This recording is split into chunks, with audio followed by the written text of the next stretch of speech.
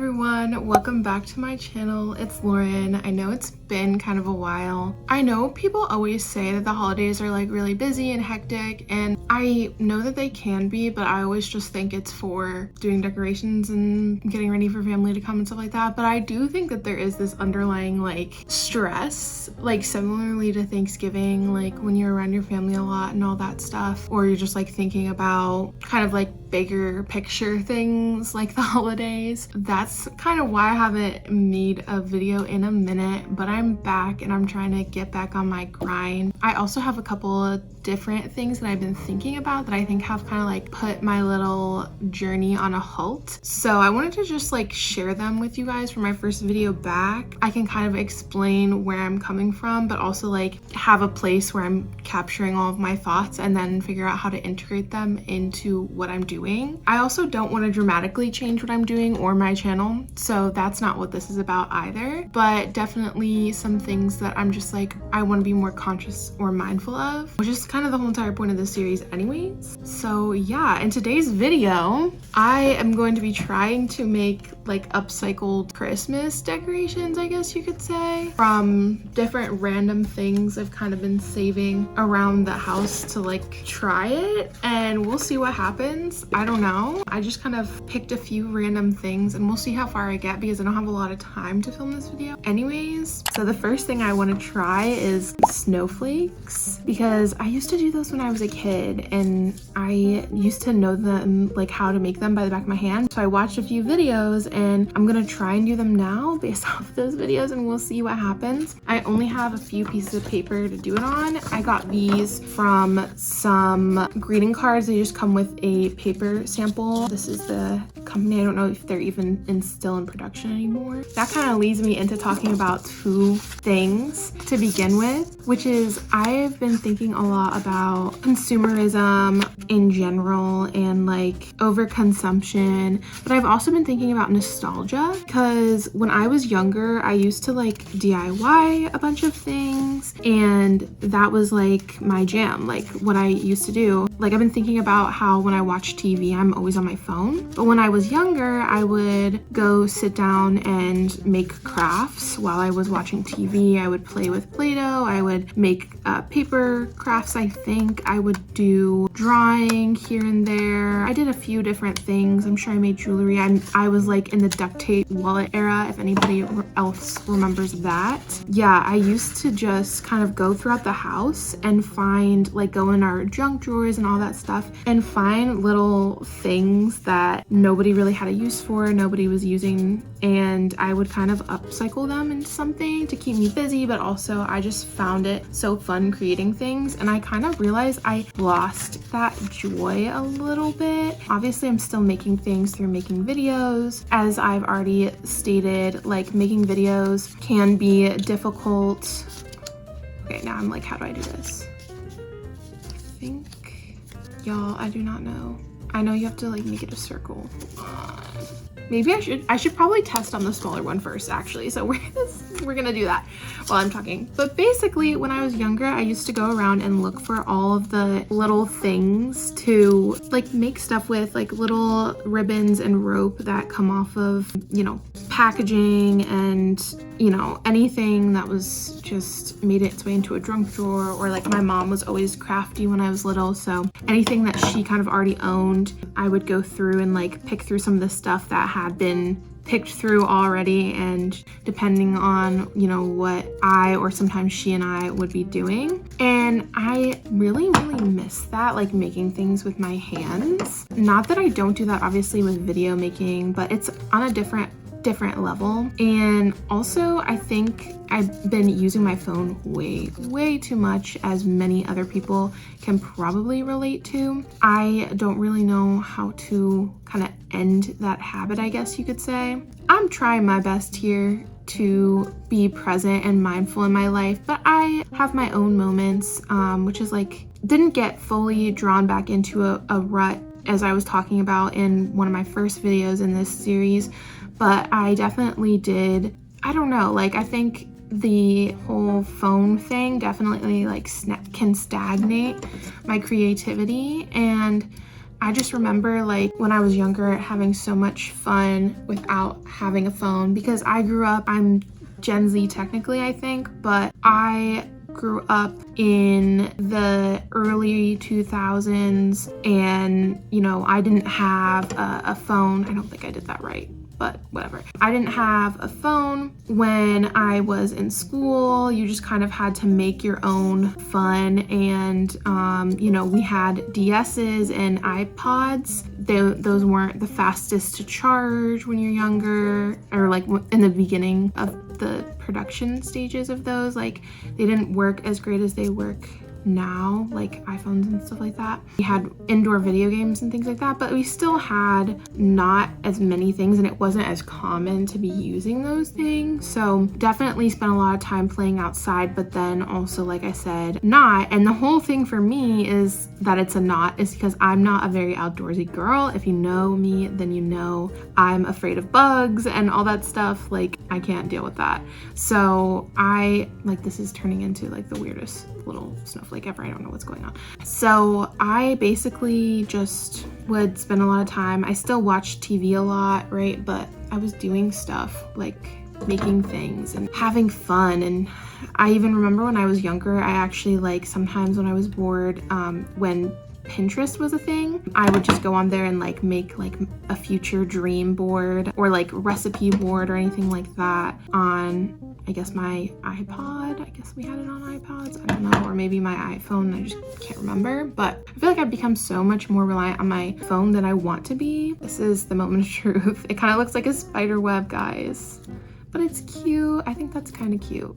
That's cute. I like that. So back to this one. I think that I did with this. I watched that documentary on Netflix that we all have seen, and it kind of made me think a little bit more about my consumerism, but also about my money spent. And I think I saw a TikTok about this woman talking about how there's this book that is about your life hours. You know, in order to make money, you have to give a part of, like, hours of your life, hours that you could be doing anything that you want to be doing. You have to give them to a company to get money. So she was shopping with that perspective of life hours. You can hold yourself back a little bit more, or like, it makes you realize, is this thing really worth, you know, that many hours of my life? And nowadays things are getting really expensive. So just going to the grocery store nowadays, let's say you spend $100, that's like 5 hours of your life if you're making $20 an hour. When you're in the younger side of the workforce nowadays,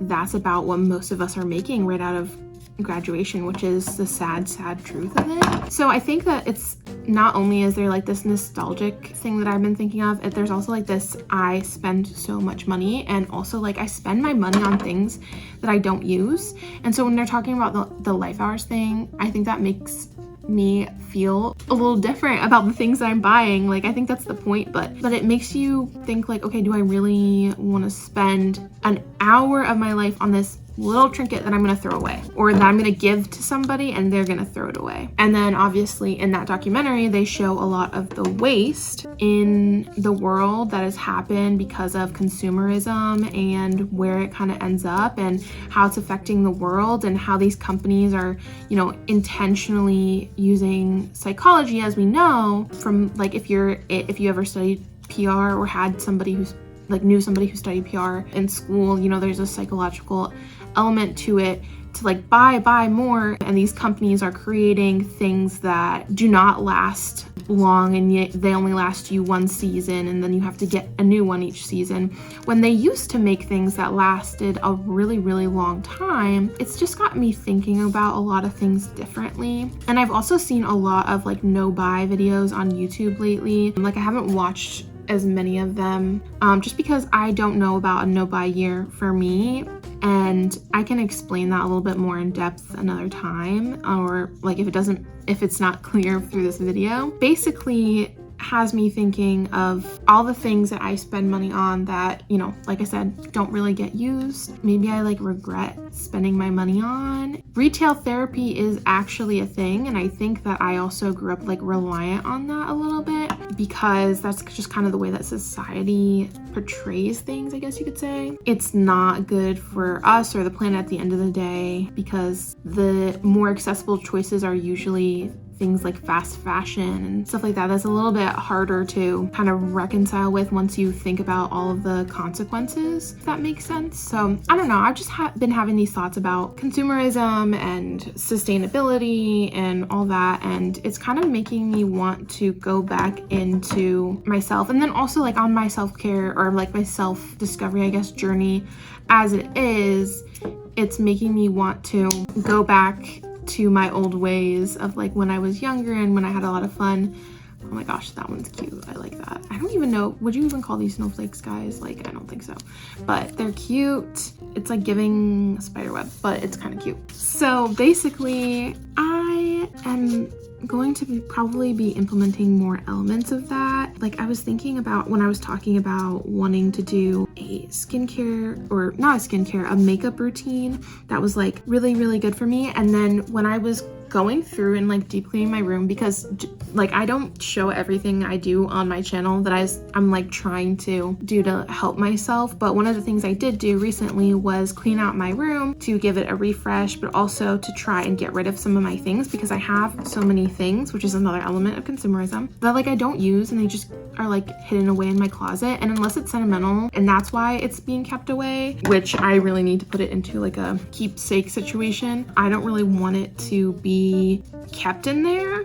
So another thing is how much waste we create in general. Oh, I think like when I was going through my room, another thing I realized is like like going through my room and getting rid of the things I didn't actually need created so much waste. And I think that's what tends to happen in hyper consumeristic situations or like societies like we are in now, is like we're just throwing away a lot of stuff. It didn't have to be made, first of all, or it could have gone to somebody who could have gotten a second use out of it, or it could have been purchased secondhand and you could have been, you know, not making a new item. I don't know, I've just been thinking about it a lot and it's been on my mind, and I don't really feel the guilt because in these videos they definitely remind us, right? The important thing to remember is it's the big corporations that are having the largest impact on the environment, and that until there's any change made with them, there's unfortunately not a whole lot we can do, but there are things we can do.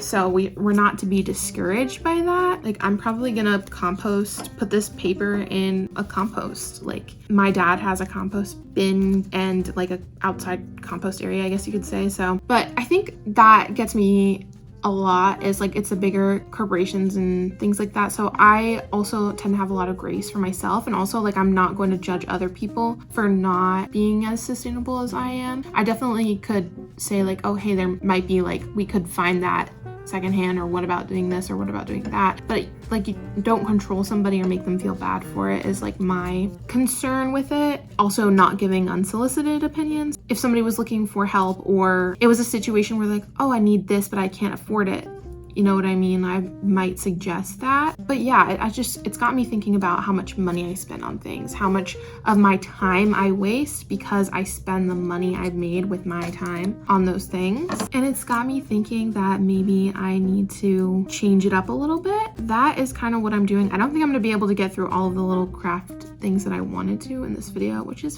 fine because I'm so interested in the freaking snowflakes, which I love them, they're so cute. Anyways, all that is just to say that I think from now on I'm going to be thinking a lot more before I make decisions and trying to make better decisions, because I don't think we all have access to the best decision, the best option, and sometimes we have to choose what is better for us where we are. So in your area, if you have access to pine trees, it's probably better to get a real pine, but that if you don't, then your best option might be to thrift a reusable Christmas tree. But if you like live in an area where there's pines, you don't like, your best decision is not to get a reusable Christmas tree. It's actually to get the actual tree, which I find so interesting. I think we already have reusable Christmas trees, so that's not something I would do. That's another thing too, is about using things that you already have. When we want something, we're so like conditioned to just like purchase it because of Amazon and other companies like that, where you can just with a tap of a button order that thing that you need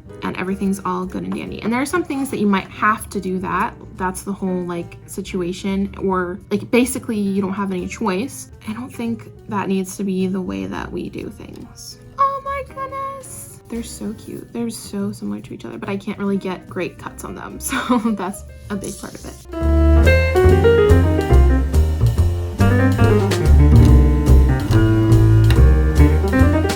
So what I'm talking about for my makeup routine specifically is, and for honestly any routine, is trying to find products that are a little bit better for the environment in some way, shape, or form, whether they be reusable, whether they be in a biodegradable packaging, whether they be plastic-free packaging, whether they be from a carbon neutral company. There's literally so many different things. Yeah, I want to try to be better and do better, even if I can't 100% do better. Like for me, this is a situation in which, you know, I would be held back from like what is the like my better best situation would be different than yours. So I have really acne prone skin. I'm sure you can already tell that if you've seen my videos before or like from the beginning of this video. I know that I need to be careful about the skincare I use, so I can't go fully natural and like in a glass bottle or like making my own products, because I have really sensitive skin as well as acne prone skin. So that is a situation in which I might not be able to compromise on certain things, but I'm doing my research to figure out what's what. For example, I'm going to switch to the pharmacy for my skincare.